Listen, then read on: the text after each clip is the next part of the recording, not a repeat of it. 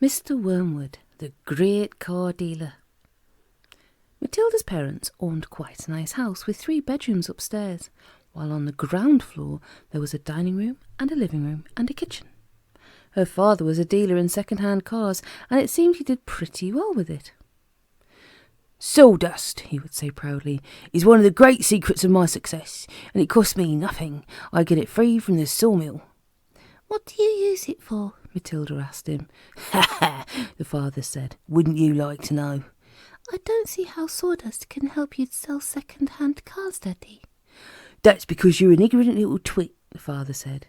His speech was never very delicate, but Matilda was used to it. She also knew that he liked to boast, and she would egg him on shamelessly. "You must be very clever to find a use for something that costs nothing," she said. "I wish I could do it." "You couldn't," the father said. "You're too stupid, but I don't mind telling young Mike here about it, says he'll be joining me in the business one day." Ignoring Matilda, he turned to his son and said, "I'm always glad to buy a car when some fool has been crashing the gears so badly they're all worn out and rattle like mad. I get it cheap, then all I do is mix a lot of the sawdust with the oil in the gearbox, and it runs as sweet as a nut." "How long will it run like that before it starts rattling again?" Matilda asked him. "Long enough for the buyer to get a good distance away," the father said, grinning. "About 100 miles. "But that's dishonest, Daddy," Matilda said. "It's cheating."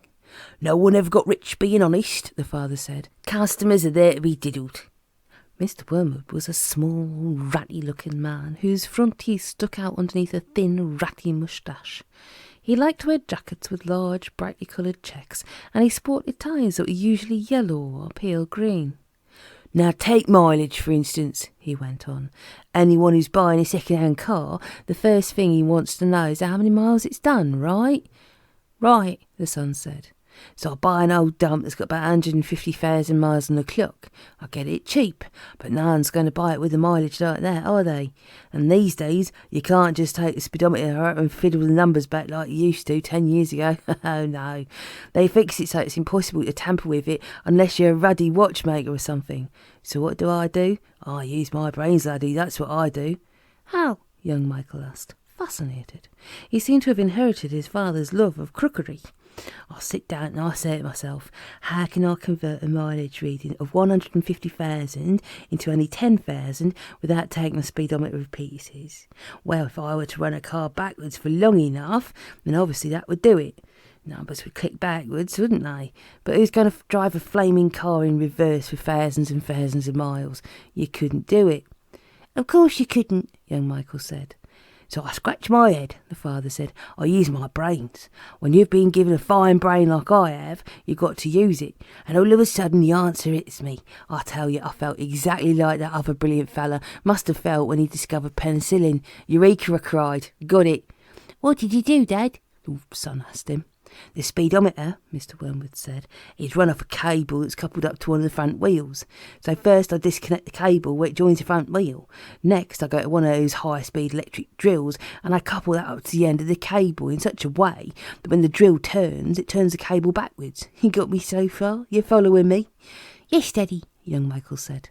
"These drills run at a tremendous speed," the father said.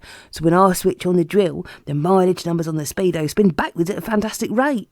I can knock 50,000 miles off the clock in a few minutes with my high-speed electric drill. And by the time I finish, the car's only done 10,000 miles and it's ready for sale." "She's almost new," I said to the customer. "She's already done 10,000. Belongs to an old lady who only uses it once a week for shopping." "Can you really turn the mileage back with an electric drill?" young Michael asked. "I'm telling you trade secrets," the father said. "So don't you go talking about this to anyone else. You don't want me to be put in jug, do you?" "I won't tell a soul," the boy said. "Do you do this to many cars, Dad?" "Every single car that comes through my hands gets the treatment," the father said. "They all have their mileage cut to under 10,000 before they're offered for sale. And to think that I invented that all by myself," he added proudly. "It's made me a mint." Matilda, who'd been listening closely, said, "But, Daddy, that's even more dishonest than the sawdust. It's disgusting. You're cheating people who trust you." "If you don't like it, don't eat the food in this house," the father said. "It's bought with the profits." "It's dirty money," Matilda said. "I hate it." 2 red spots appeared on the father's cheeks. "Who yet you think you are?" he shouted. "Archbishop of Canterbury or something, preaching to me about honesty? You're just an ignorant little squirt who hasn't got the foggiest idea what you're talking about."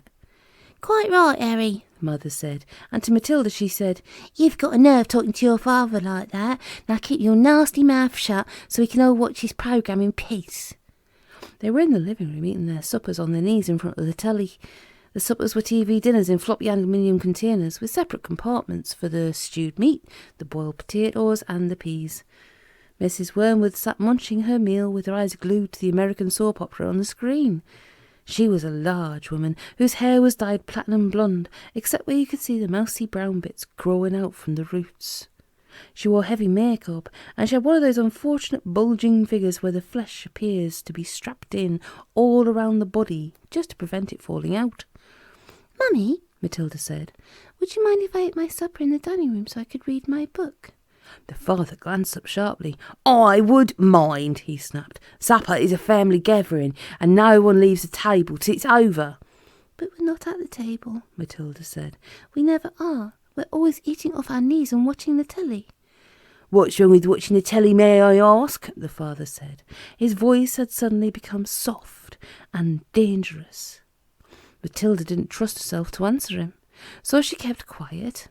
She could feel the anger boiling up inside her. She knew it was wrong to hate her parents like this, but she was finding it very hard not to do so. All the reading she had done had given her a view of life that they had never seen. If only they could read a little Dickens or Kipling, they would soon discover that there was more to life than cheating people and watching television. Another thing. She resented being told constantly that she was ignorant and stupid when she knew she wasn't. The anger inside her went on boiling and boiling, and as she lay in bed that night, she made a decision. She decided that every time her father or her mother was beastly to her, she would get her own back in some way or another. A small victory or two would help her to tolerate their idiocies and would stop her from going crazy. You must remember that she was still hardly 5 years old, and it is not easy for somebody as small as that to score points against an all-powerful grown-up. Even so, she was determined to have a go. Her father, after what happened in front of the telly that evening, was first on her list.